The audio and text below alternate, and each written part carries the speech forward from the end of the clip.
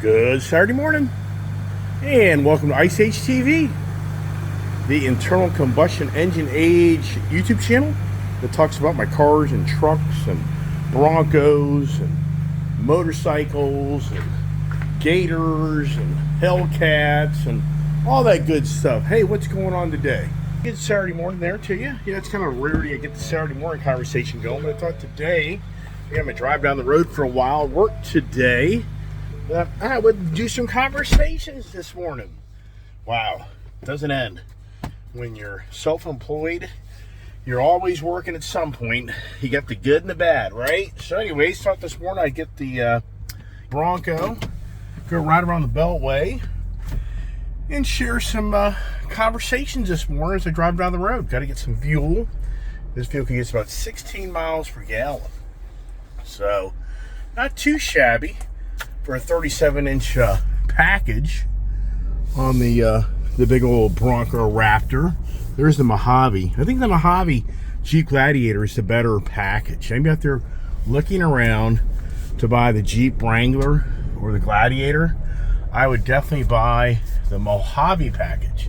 The Mojave package is just a little softer suspension, and I really think that it's got the better I think it sits a little tall. I think that Mojave Jeep package, it just seems like that vehicle sits just a little taller than the Rubicon. I could be wrong, but you know, I never do this, but the Mojave really is the better over-the-road Jeep. So if you're doing a lot of over-the-roading, driving over the, mainly roads and not in the backwoods, I think that Jeep Mojave package is a better package. And I never knew that. I just never really was aware of that, because all the years I always bought the Jeep Rubicon package, just thinking that's the baddest of the Jeep, and it gets you the more performance, look, and bigger tires and better suspension, not knowing that Mojave package really is probably more of the norm of most people's driving, which just means that it's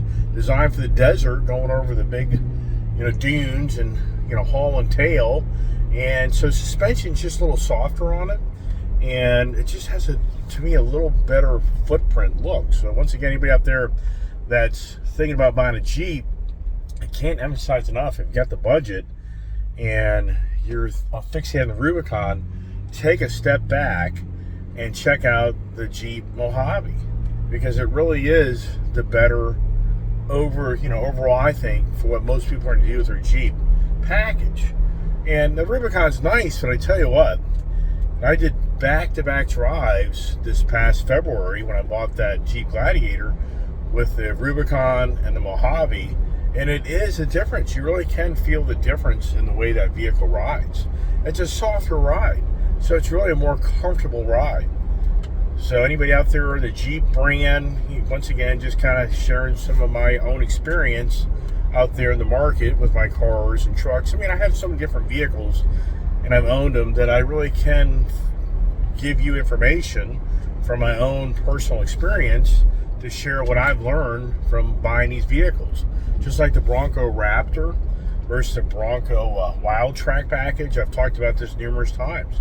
I think the Bronco Wild Track package is just a really great package, and it's a great package for the money you spend on it. And of course, the Raptor, which now I've owned two of them, yeah, they are definitely the nicer of all the Bronco packages, but they're expensive. So if your budget doesn't really allow you to spend the type of money on a Raptor, you're not going to be unhappy with the Ford Bronco. And they have different levels: the Badlands, the Black Diamond. I mean, I'm not even all up to date on every single package, but we get a little on the higher end of the product. Once again, the Wild Track is more than enough for the average person. And I've met many people with the Broncos at the car shows and all, and most people out there just love their Bronco. I mean, and overall, the Bronco just is a really great riding, confident, comfortable vehicle. The Jeep, I talk about all the time, the Jeep, it's just a different animal. The interior is interior seems to be a little more cramped, not radical.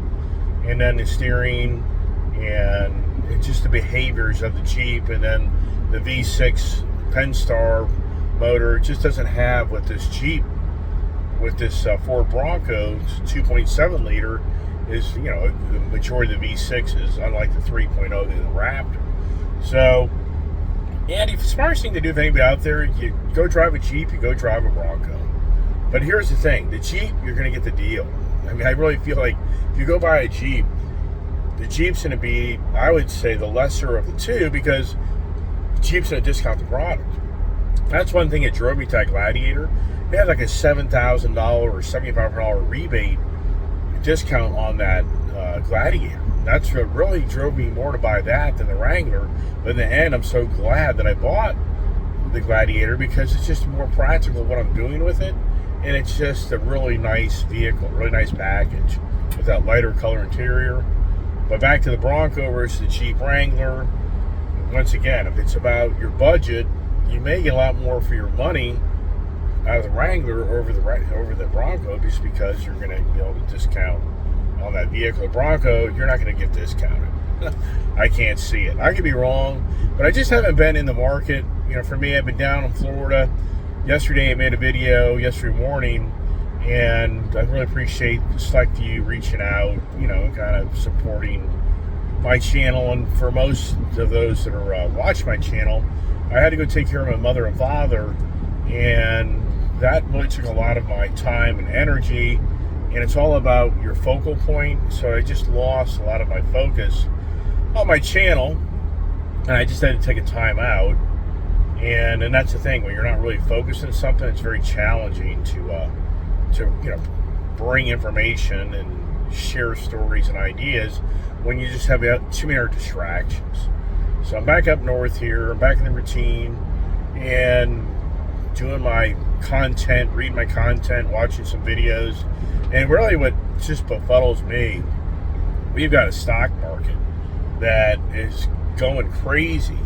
It's, you know, it's going to be possibly a 38K stock market from what was a 28K stock market just a year ago or so. And so the market's really on fire.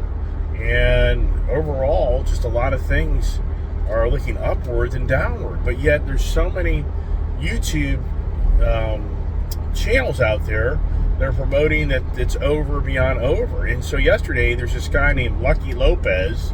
He's a character of a guy. He's a car sales guy. If you watch his video, you instantly pick up, this is definitely has that car personality. Don't take it the wrong way. He'd be out there and sells cars, but he just has that knack of the car industry.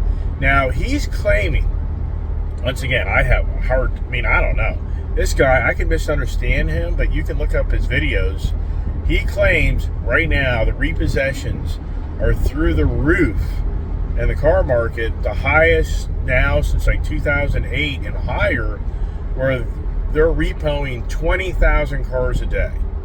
That right now, the repo guys are literally getting 20,000 repos average a day. I was thinking, wow, 20,000 cars a day in 30 days, that's 600,000 cars. That's 7 million cars a year. That's close to half of the sales of what we do domestically of new car sales. Right now, we're at 14, 15 million new cars a year with the pandemic-related challenges. And so you're telling me right now that we're going to 7 million repossessed cars? I mean, once again, I hope somebody else watches that Lucky Lopez video of repossessions are through the roof, and maybe he said 2,000. I swear he said 20,000, you know, nationwide. His claim is that all these people got these subprime loans that the banks, you know, went and let people borrow and buy cars that didn't really qualify, or, you know, now they're paying dearly for these decisions. And he claims the average car payment today is $1,000 a month, and that's nothing special. That's not like a Mercedes-Benz. It's just a regular old, you know, it could be a Bronco. It could be a truck. I mean, just, so this guy posts videos here and there, and every time I watch his video, I just scratch my head that really, so the car industry is in that dire straits. And then, of course, you have the Your Allied Alliance or something like that guy, your son, Zach, and his dad, you know, saying the same thing, that the car industry is over. But I've heard this now. I've heard these conversations now for over a year. Anybody else hear this stuff? And I know I kind of rehash on this, but for me, this Lucky Lopez guy has like 50,000, 80,000 hits on his channel that he's telling people that the car market is in disarray like never seen, and repossessions are through the roof.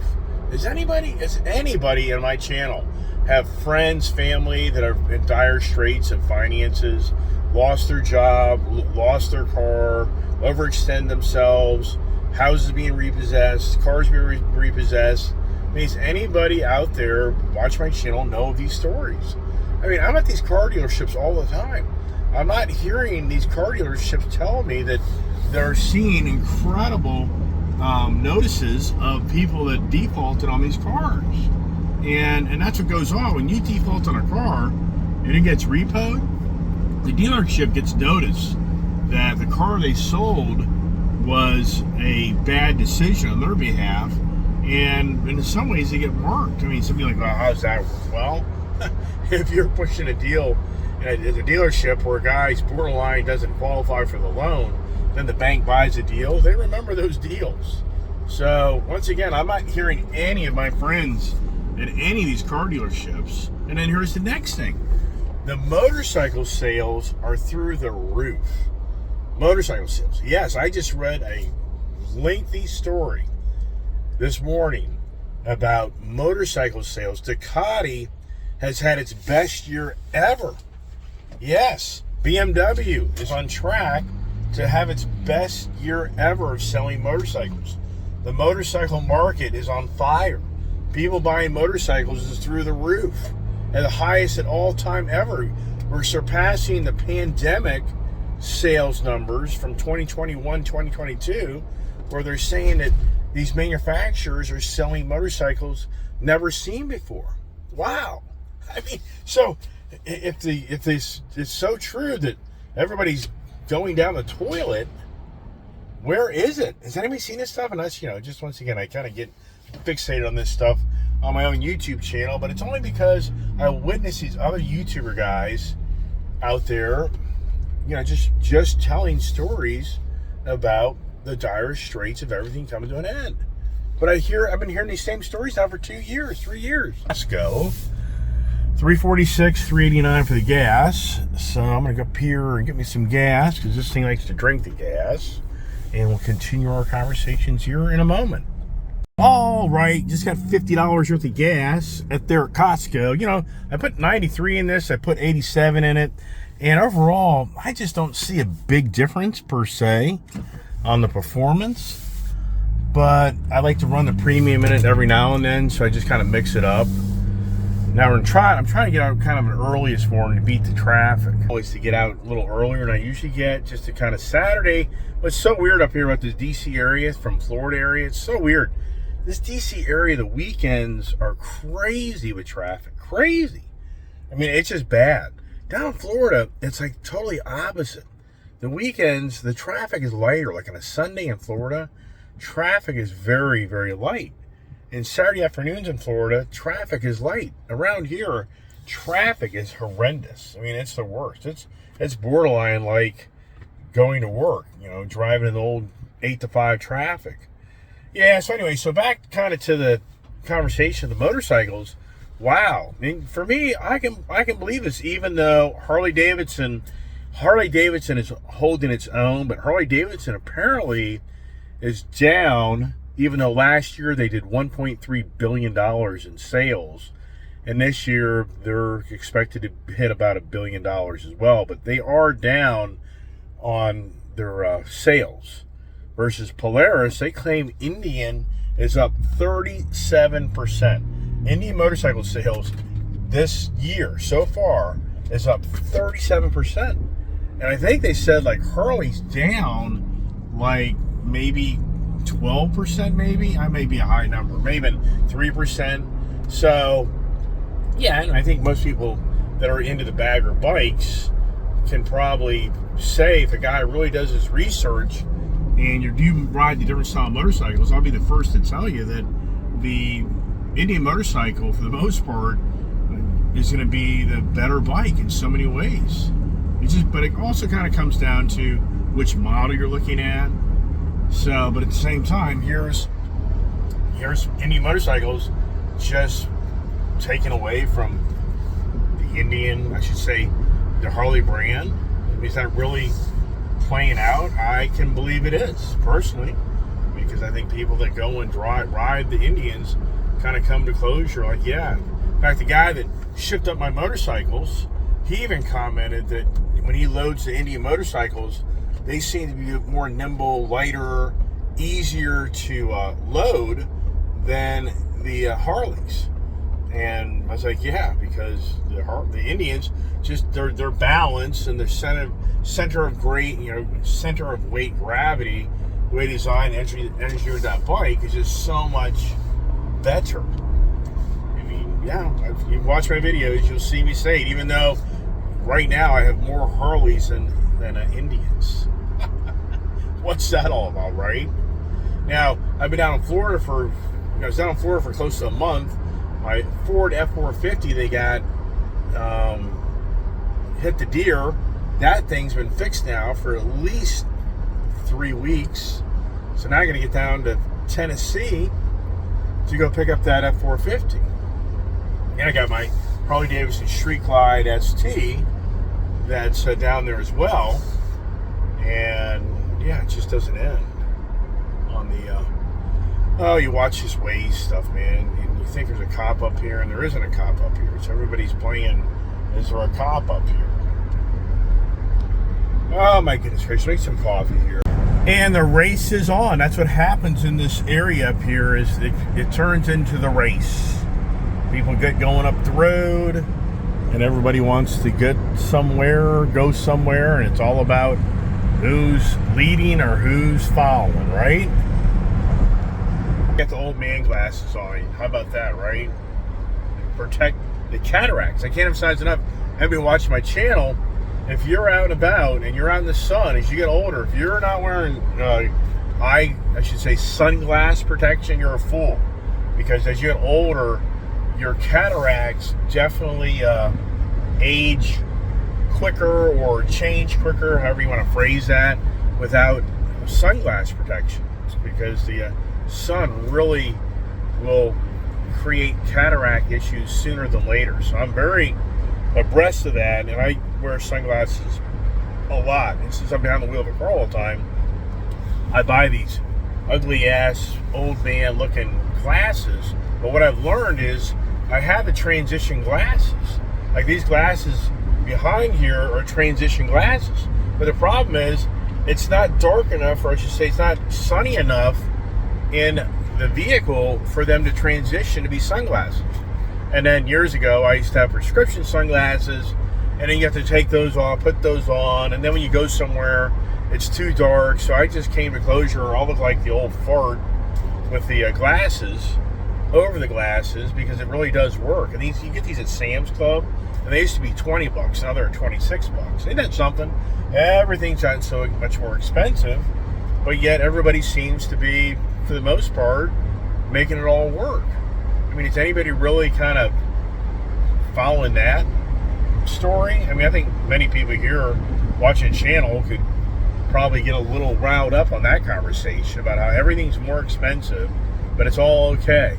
And you go on Twitter, I mean, Twitter to me, I've talked about Twitter now since last year with Elon Musk buying Twitter up and what the guy's trying to accomplish. Now there's rumor that Elon Musk is going to buy up the Murdoch Fox News Corp. I don't know how factual that is, but there's been rumors that that's going to happen with Elon Musk. I don't know. I don't really follow that. I really kind of disconnect myself from all the news and all the negativity. I just really took kind of a time out just to kind of clear my mind and not get caught up in all this brainwashing, which that's what it is. And you get on Twitter, there are so many people that are brainwashed fighting for these political figures, and it just really is incredible. It's incredible. And there's two brothers Ed and Brian on Twitter. And if you're a Twitter person, I can guarantee you, you'd be like, oh yeah, I know those two brothers.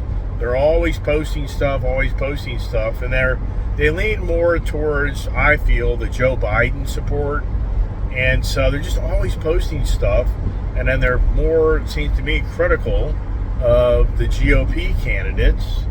And so they just post stuff nonstop. And as we all know, the never-ending conversation right now is all about Donald Trump. That's the whole focal point. And now they're pushing out all these court hearings for him next year. And it's just it's the master plan of the Democratic Party that I call the masters of deception.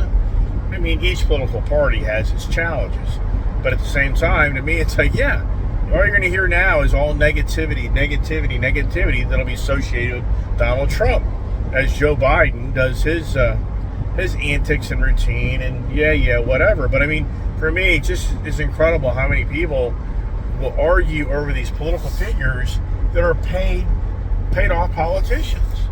It just befuddles me that these people, and you and I, and maybe watch my channel, they can get all riled up because I mentioned Joe Biden or I mentioned Donald Trump, and that can irritate you and borderline tell you just to turn the channel off.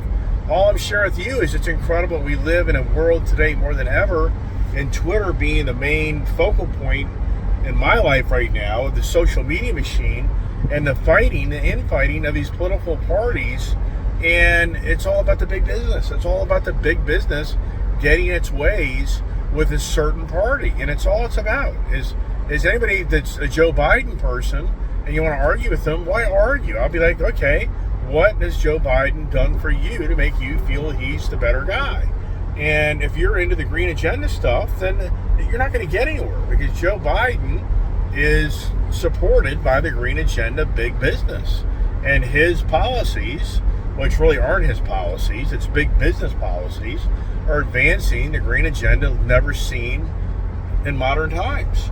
Now, the GOP party, if Donald Trump's in power, he's not going to support this radical green agenda.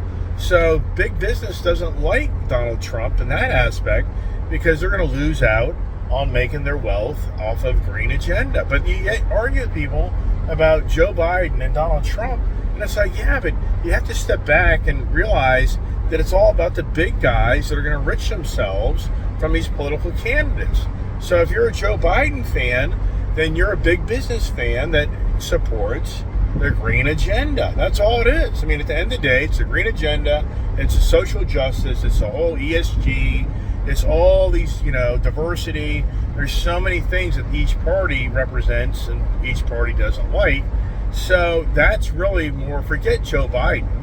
You're just on the side then. You want to see all this new agendas that are being supported by this city administration. That's what it's all about. So, to sit here and fight over Joe Biden, it's a waste of time.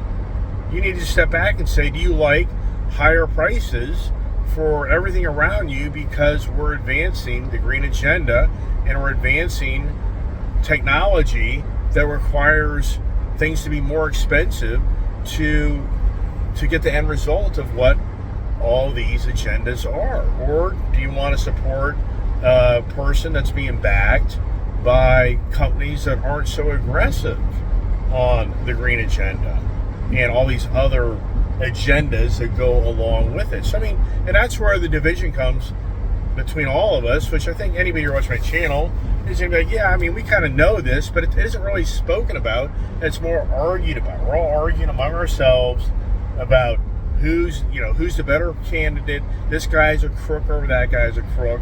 I mean, everybody knows that politicians are controlled by big business, and more than ever, it's controlled by big media. I mean, who's not witnessing that now? BlackRock, that's all you hear about. So on the Twitter side, it's just never-ending arguing amongst individuals of your political views and beliefs. And then this one person last night was attacking me, and I responded to this woman. I said, why are you attacking me? Why don't you attack the subject? Don't attack another person. I mean, you get on there and people post all this stuff, and then I make a real clean post, and I try to keep it clean and not attack somebody. I just try to share what seems to be the obvious point, but many people just can't do that. Then it turns into, oh, you're a dumbass, you're some Trumper, you're brain. I mean, it's just like, oh, you're stupid. It's like, what are you talking about? It's a simple comment. So Twitter, oh boy, and anybody's watching my channel, I can be willing to venture a lot of you watching it, like, I just don't get on that stuff because all it is a waste of time. And and the guys that feed all these postings are trying to get the Elon Musk payout for sharing information and doing postings. And at the same time, these individuals deliberately post things that are so stupid that people participate, but it just drives up people interacting. It's just like today, I can just make some stupid comment that I know for a fact that so-and-so dealerships going to go bankrupt, and there's going to be a big clearance of all their cars at discounted prices like you've never seen, blah blah blah. That's all I just made it up. I mean, this is what people borderline do to try to get people to pay attention to them, to get interaction. And I go, oh, that's wrong. I misunderstood. The dealership is actually selling itself due to financial hardships. They're not going to file bankruptcy. I mean, I could play that game, and that's what it seems like we're witnessing more than ever today. It's the Twitter postings. When I witness these Twitter postings, it's just the fake news. Yeah, I know. Kind of off course here now. That's what I like to do. I like to talk about the cars and trucks and other things that I kind of read about and hear about, and I just share my views. I get it. Some people just like, yeah, whatever. But here's the thing. For me as an individual on a YouTube channel, sharing information with others, I think a lot of people don't want to get involved in the social networking, and I'm just sharing with you what I witness and see. And Elon Musk, in some ways, he's opened up the free speech here, but in other ways, he definitely has shut it down as well. So, and what is Elon doing these days? Is the fight going to happen with he and Zuckerberg? Is it happening? I don't know. That seems to have disappeared. Remember that? And what happened to the Cybertruck? Anybody buying the Tesla Cybertruck? I mean, to me, that thing looks just hideous. The Tesla Cybertruck, I just can't see it. I have to go out and buy one, right? Yeah, the Tesla Cybertruck. I mean, is anybody out there on my channel excited about the Tesla Cybertruck? Wow. All right, let me keep on driving and then probably kind of wrap it up here as I share my morning conversations as I roll down the road. And see here, even though there's traffic, it's lighter. This is light traffic. Which for some people, like, that's light traffic. Yeah. And I got to go all around the Beltway today, so. And it's the worst day of the week to work. So follow along. Wow, what a great day to be riding motorcycles. It's 69 degrees out. I mean, it's just incredible how up north here, the temper variation is so radically different from down there in Florida. And great day. And so many years ago, you go back 10 years ago, even 5 years ago, I would be on my Harley today riding around, taking care of my business. Yeah, I did that a lot of days. I got stuck in the Beltway a lot of days too, where the 70 degree weather by the midday was up to 88 degrees and yikes. But anyways, I mean, just incredible weather here. It's such a change. So you can go to Florida, sit down there for a month, then you come back up north and you're like, hot. What are you talking about? Because out in Florida, it just stays in the 80s and 90s all the time. And up here, we're supposed to get some 90s this coming week, but it's nothing like Florida. So for anybody that hasn't really been in Florida, I can't emphasize enough, it's just the sauna. It's the sauna 24/7. It's just incredible. So anyways, everybody, just thought I'd reach out this Saturday morning, kind of get my morning conversations going again, and just share some views and ideas. I like to talk, as you can tell, and kind of trying to get focused again and getting things back in order to make that all happen. And what's the next adventure? I ordered a Roush slingshot, and I actually called the dealer yesterday to inquire about that. and they still don't have a build date. So, and do I actually go through with a Roush Slingshot? I think it looks like a really cool vehicle. I think it's pretty cool. It'd be a really cool change up. I've had my eye on a Slingshot for years. So, but I think that thing is probably a late August, September possibility. So let's see if that plays out. And for me, that was going to kind of be more of my Tennessee type of back road, Smoky Mountain, riding around. That's the kind of reason I really want that. I just think that's a great area to ride around in that. Up here, but if I buy it up here, I got a trailer down there, and I guess I have to use my mini car hauler. So anyways, everybody, thanks for watching my channel. Appreciate the nice comments, support, and hopefully you learned something or you heard something you haven't heard before. And once again, the motorcycle sales are through the roof, which for me, even for me, I'm the person that would be like the naysayers saying, yeah, how long does it last? So many of the dealerships were all the page of motorcycle sales. It felt like after the pandemic, should come. Now, a guy just went by me here a little bit ago at 100 miles an hour in a white SUV Genesis. And is that no? So, State Boy got that guy. That guy was just hauling butt. That guy's not having a good morning. Craziness is already beginning. Already, by the time I get up in the Beltway and circle around the Beltway, it'll be 9 o'clock, and it's already going to just start turning into the race. So anyways, I don't know if I'll post any more videos here or not. I may or may not. But if I don't, hope everybody has a great day today. And God bless, stay safe, and stay tuned for more adventures.